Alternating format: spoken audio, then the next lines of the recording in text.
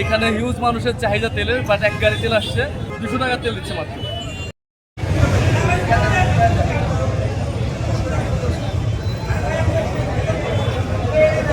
জি ভাই, কোথা থেকে আসছেন আর কতক্ষণ বসেছিলেন? মানে কত টাকার তেল নিছেন? এর বেশি তেল দেয় না?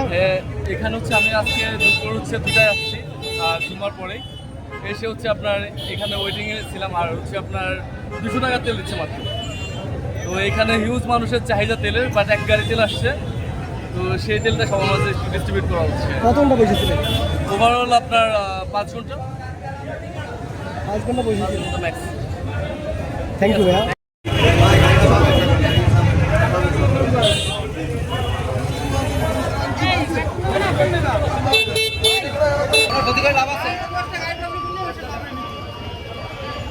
আমার টাকা দেবে, আমি সমস্যা নেই।